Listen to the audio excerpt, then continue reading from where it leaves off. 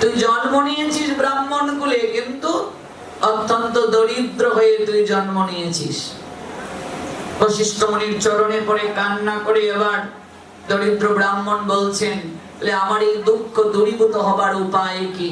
বলছেন, আর মাত্র বৈশাখের 7 দিন বাকি আছে। যখন বশিষ্ঠ মুনির আশ্রমে তারা গেলেন, বৈশাখ মাস আর 7 দিন কেবল বাকি ছিল। এটা পদ্ম পুরাণ থেকে আপনাদের উপাখ্যানটা শ্রবণ করাচ্ছি। উপাখ্যানগুলো কেন শুনবো আমরা, লীলাগুলো কেন শুনবো? এগুলো শোনার পর আমাদের চিত্তে অনুভূতি হবে। এই 7টা দিন তুই ব্রত পালন কর। বশিষ্ঠ মুনি আশীষ দিয়ে বললেন, কিভাবে ব্রত করব মুনিবর? এবার বশিষ্ঠ মুনি এই ব্রাহ্মণকে উদ্দেশ্য করে আমাদেরকে বলছেন, প্রাতঃকালে স্নান করবি, মঙ্গল আরতি করবি, তুলসীর সেবা করবি, যদি পারিস হবিষণ্য গ্রহণ করবি, নতুবা সাত্বিক আহার গ্রহণ করবি, শারীরিক সংযম থাকবি, অধিক পরিমাণে ভগবানের নাম করবি।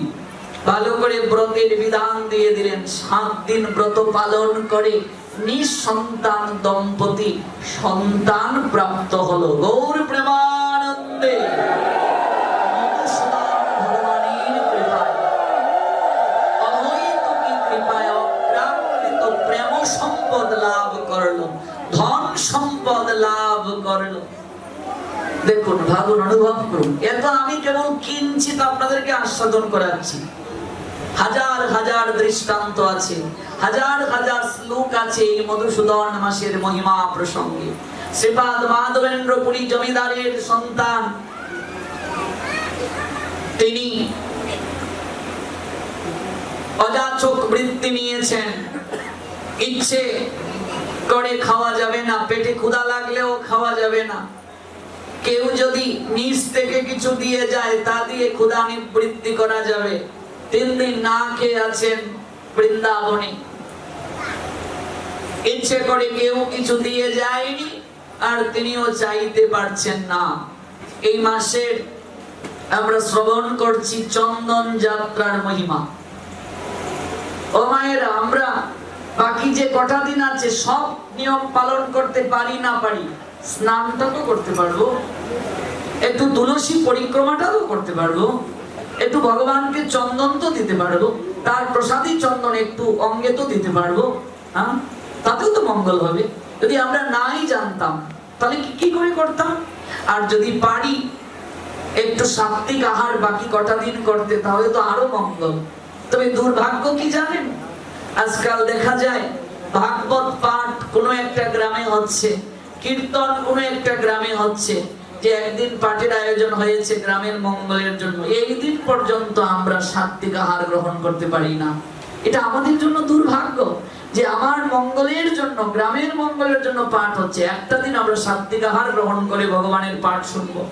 গ্রামে কীর্তন হচ্ছে 3টা দিন, অন্তত 3টা দিন আমরা মাছ মাংস খাবো না, গ্রামের মঙ্গলের জন্য, আমাদের সংসারের মঙ্গলের জন্য, নিজের মঙ্গলের জন্য। যদি এতটা আমাদের প্রবৃত্তি মার্গ থাকে, ভোগের ইচ্ছা থাকে, তাহলে তো মঙ্গল হবে না। ভোগ মানুষকে দুঃখ দান করে, ত্যাগ দ্বারা শান্তি হয়। ভোগে সুখ নেই, ত্যাগে প্রকৃত সুখ। যতটা বলছি বাস্তবে পালন করাটা কিন্তু ততটা সহজ নয়। পালন করলেই মঙ্গল হবে, তার আগে মঙ্গল নয়। যেটুকু সময় পারেন করেন, করলেই মঙ্গল। সাত্বিক আহার যে কটা দিন পারেন করুন। বৈশাখ মাস, মাঘ মাস, কার্তিক মাস, 3 মাস ভোগীদের জন্য শারীরিক সংযম, আহার সংযম, ব্রত পালনের বিধান। মাঘ মাসের প্রসঙ্গ আবার আসলে জানাবো। মাঘে দেখবে কুমারী মেয়েরা, আপনাদের অঞ্চলে এটা হতো কিনা আমি জানি না, এখানে আমার মা কাকিমা জেঠিমার বয়সী যারা, তারা করেছেন কিনা, কিন্তু আমাদের অঞ্চলে মাঘে স্নান করতে দেখেছি কুমারী মেয়েদেরকে। এটা শুনেছেন তো? মাঘে স্নান শুনেছেন? মাঘে স্নান, মাঘে স্নানের বিশেষ মহিমা।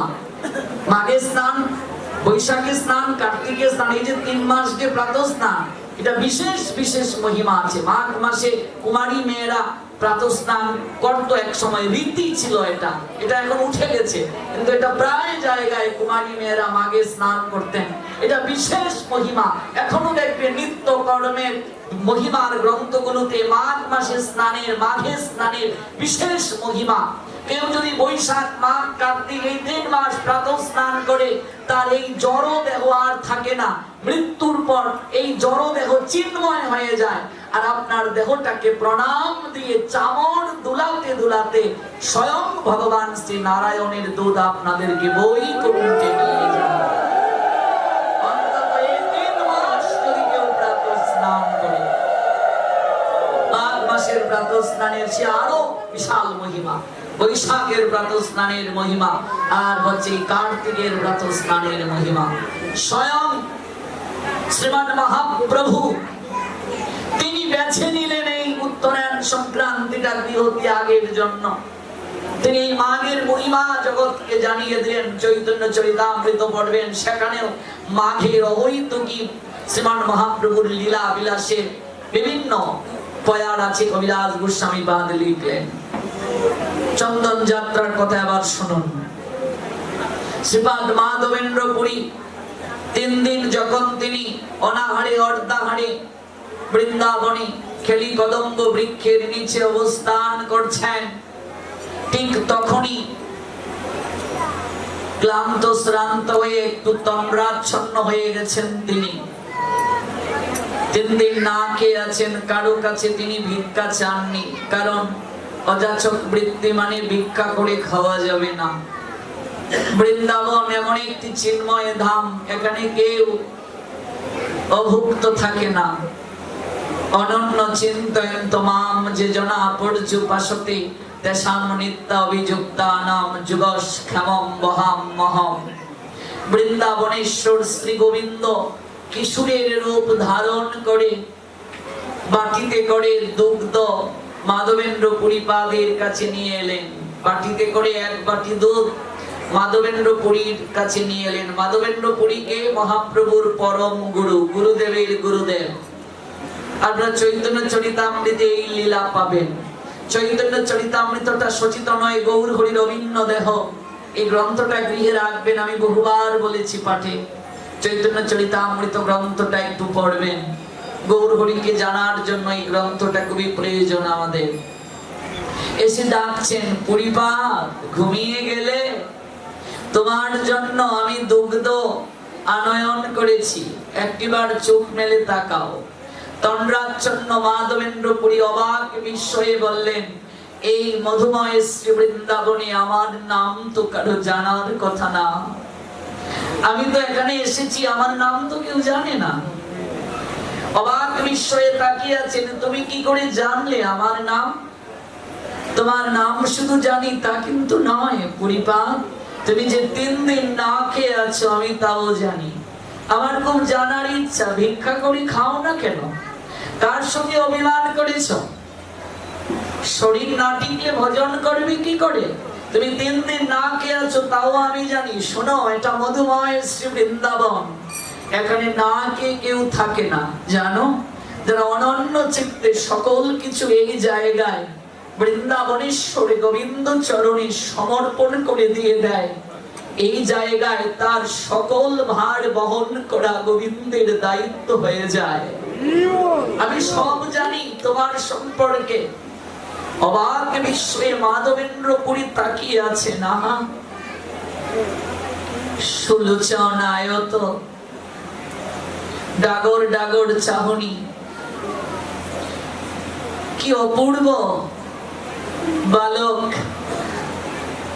যেন অনিন্দময় আবাস শরীর থেকে নির্গত হচ্ছে।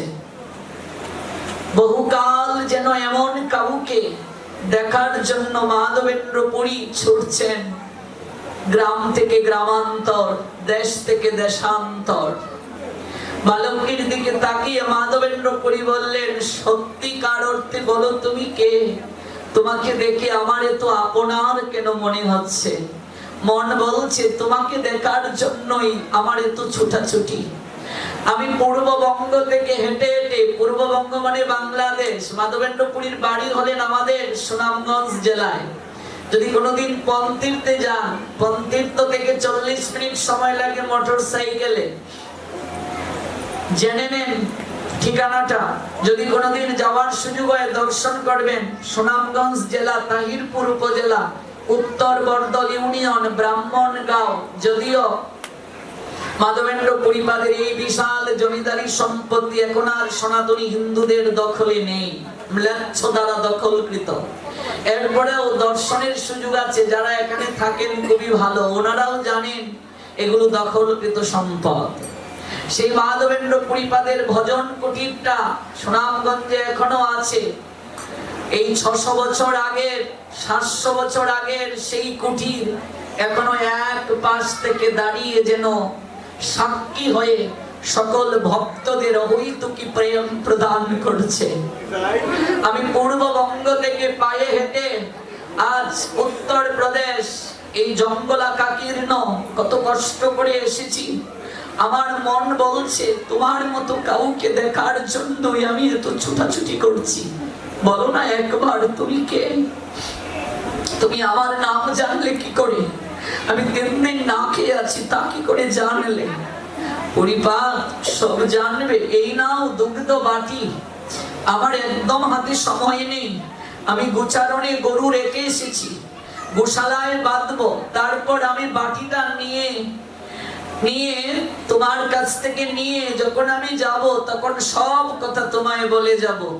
তুমি বাটিটা রেখে আগে তুমি ক্ষুধা নিবৃত্তি করো, দুগ্ধটা পান করো, বাটি রেখে দাও তোমার পাশে। আমি যাব, গরুটা বেঁধেই আবার ফিরে আসবো।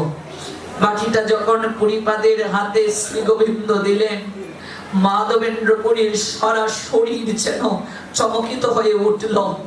সারা শরীর বিদ্যুৎ স্পৃষ্ট হলে যেমন ঝাঁকুনি হয়, অষ্টসাত্ত্বিকের একটা লক্ষণ হলো কম্পন। সারাটা শরীর কম্পিত হয়ে উঠল, আনন্দে ভরে গেল। মাধবেন্দ্র পরিপাদের স্পর্শের সঙ্গে সঙ্গে ক্ষুধা তৃষ্ণা কোথায় যেন দূরে চলে গেল। দুটো বাহু তুলে পরিপাদের ইচ্ছে হলো একবার নয়নে জল ছেড়ে হরিবল।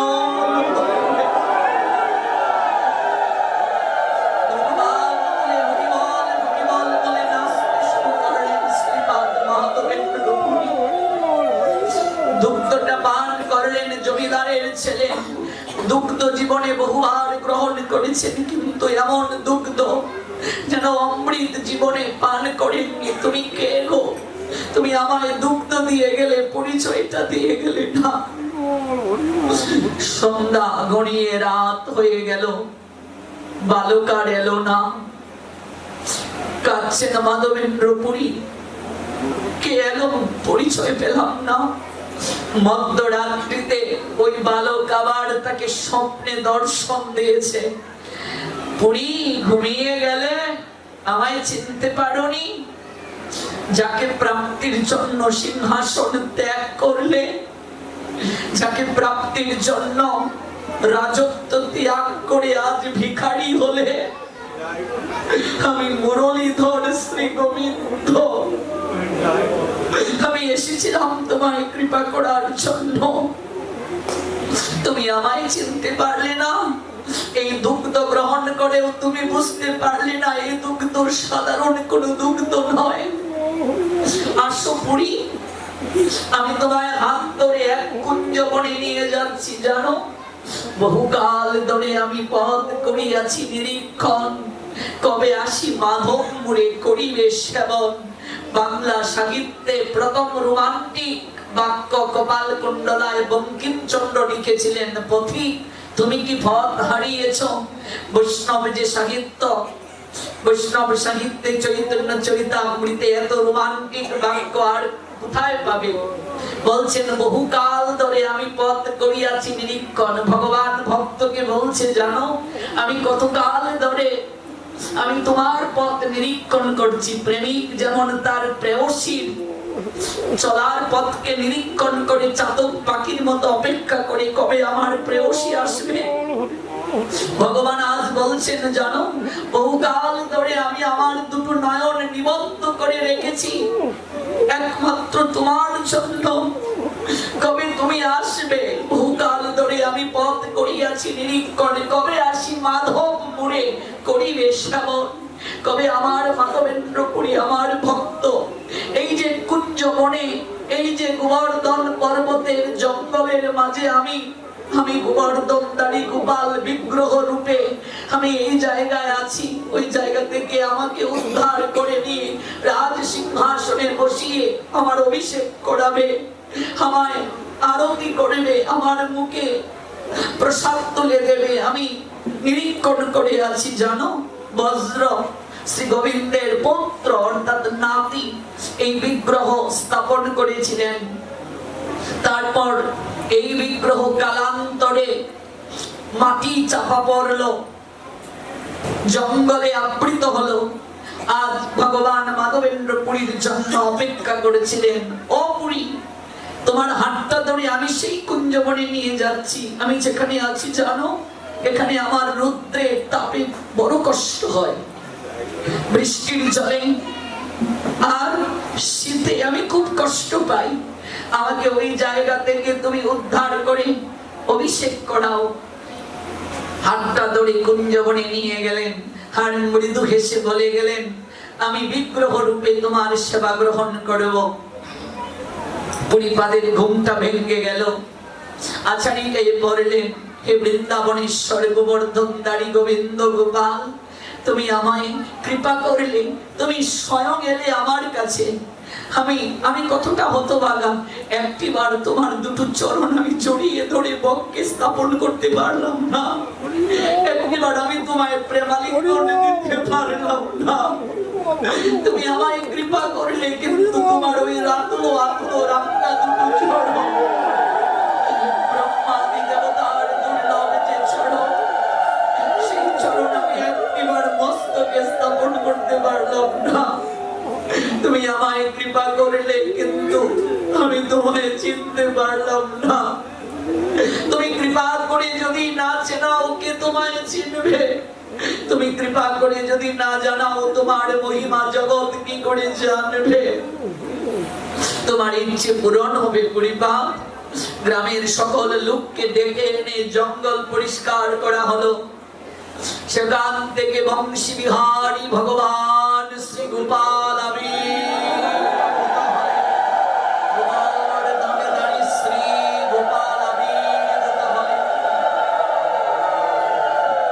ভগবানের অভিষেক হলো। এক শ্যাট মন্দির স্থাপন করে দিলেন। ভগবান আবার স্বপ্নে দর্শন দিলেন, ও মাধবেন্দ্র পুরী, আমার গায়ের জ্বালা দূর হচ্ছে না, তুমি যাও নীলাচল থেকে মলয়জ চন্দন নিয়ে আসো আমার জন্য। ওই চন্দন এনে ঘষে আমার গায়ে লাগিয়ে আমায় স্নান করাও। এই থেকে এই লীলা শুরু হলো, চন্দন যাত্রার লীলা। এই বৈশাখ মাসে চৈতন্য চরিতামৃতে আছে স্বপ্ন, তৃতীয়বার স্বপ্নে দর্শন। একবার সরাসরি পেলেন, চিনলেন না, ভগবান এলেন। দ্বিতীয়বার স্বপ্নে হাতটা ধরে নিয়ে গেলেন। আবার তৃতীয়বার সাক্ষাৎ, স্বপ্নে সাক্ষাৎ। তুমি মলয়জ চন্দন আমার জন্য নিয়ে এসো পুরী থেকে, নীলাচল থেকে। তখন মাধবেন্দ্র পুরী বৃদ্ধ। স্বপ্নে আজ্ঞা পেয়ে সেবককে দায়িত্ব দিয়ে ছুটলেন, নীলাচলে যাত্রা করবেন। তখনকার সময়ে পায়ে হেঁটে ছাড়া যাওয়ার আর কোনো পথ ছিল না। তাই বৃন্দাবন থেকে হেঁটে হেঁটে যাচ্ছেন জমিদারের ছেলে। শরীরও তখন বয়সের ভারে নুয়ে গেছে, কিন্তু কতটা প্রেম ভগবানের জন্য, কতটা ভক্তি ভগবানের জন্য অন্তরে ভাবুক।